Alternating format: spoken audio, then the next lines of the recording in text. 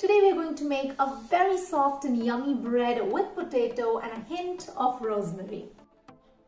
Potato is a great ingredient to use in bread as a natural starch reacts with the dough, giving it a wonderful soft and light crumb. With some kneading and an easy shaping, this is the perfect way to use up leftover mash or potato, and teamed with rosemary, this makes for a fantastic loaf. So let's get in and start baking. First, let's boil our potatoes in some salted water until tender. I have used 200 grams of potato here. While that's boiling, preheat the oven to 180 degrees and put the garlic with its skin on in the oven pan. Bake for about 20 minutes or until soft. Once out, the skin will come off easily, then squeeze out the flesh from the garlic cloves. We are going to use just 2 cloves. You can use the rest of the garlic as a perfect addition to soups, mashed potatoes, etc. Here is our boiled and drained potatoes. We will mash them really nicely. If you have some boiled potatoes or mash left over from last night's dinner, even better. If the mash is creamy, hold back a little of the water then when you mix it into the flour. Now to 125 ml of lukewarm water, I'm adding 2 teaspoons of sugar. Give it a mix and add 1.5 teaspoons of instant yeast and stir to dissolve. We'll cover it and keep it aside for 5 to 10 minutes. Let's move on to making our dough. So in a big bowl, take 500 grams of bread flour or all-purpose flour. Add 1.5 teaspoons of salt, 2 heaped teaspoons of crushed rosemary, the garlic and the mashed potato.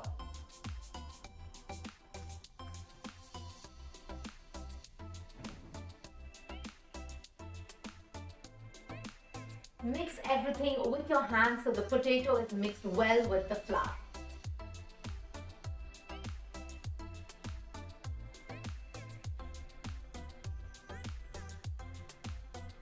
Now make a well in the center and add the yeasted water into the well.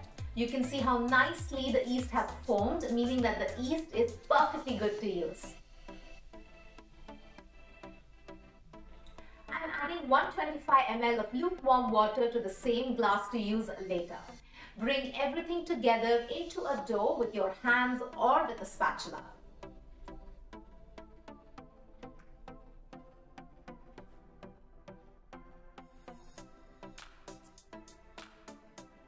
As you mix, add the remaining 125 ml of lukewarm water a little at a time.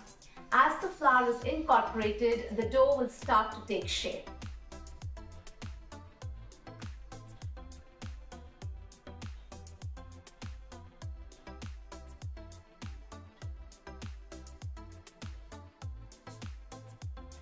Once it comes together and all of the dough has left the bowl, add 3 tablespoons of olive oil and continue mixing.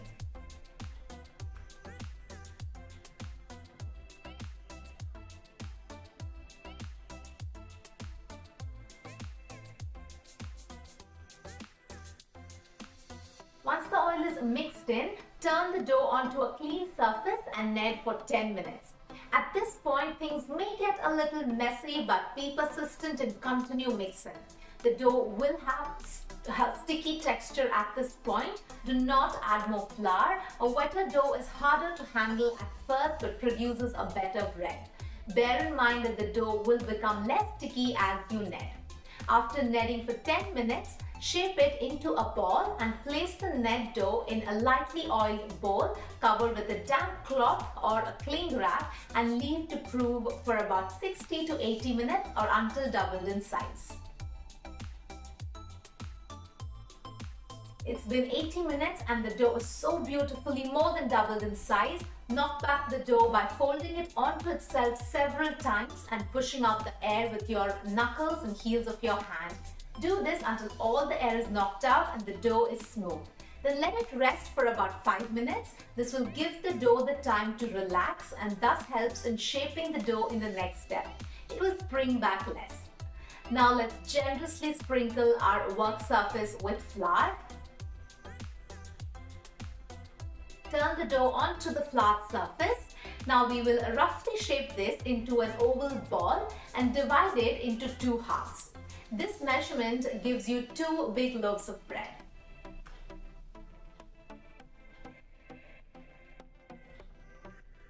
Keep 1 half of the dough aside. We will now shape the other half into a bloomer shape. To shape the dough into a bloomer, first flatten it into a small rectangle with the long side facing you.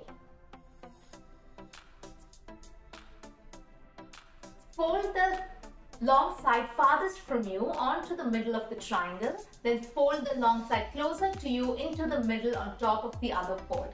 Turn the loaf over so you have a smooth top and a seam at the base. Tuck the ends of the loaf under to make a rough oval shape. The bread is now ready to proof. The second rise of the shaped loaf is one of the secrets of a great bread, as it enables the dough to develop even more flavor as the yeast ferments, giving it a lighter texture. Put the loaf on a baking tray lined with baking sheet, cover with a damp cloth and leave to proof again for 50 to 60 minutes. After 60 minutes, using a very sharp knife, make 3 to 4 diagonal slashes across the top of the loaf, 2 to 3 centimeters deep and at a 45-degree angle. On baking, the loaf expands so the slashes open up. If you do not slash the top, the bread continues to expand. Once the crust has formed, cracks will be formed around the bottom of the crust. Lightly spray the bread with water. Place the dough on the middle shelf of a preheated oven and bake for 30 minutes at 220 degrees Celsius until the base sounds hollow. Once taken out, apply some butter on top, cover with a damp cloth and leave it to cool completely. Our bread is so perfectly done. Just hear this hollow sound. Perfectly baked. Now let's cut in and see the inside as well.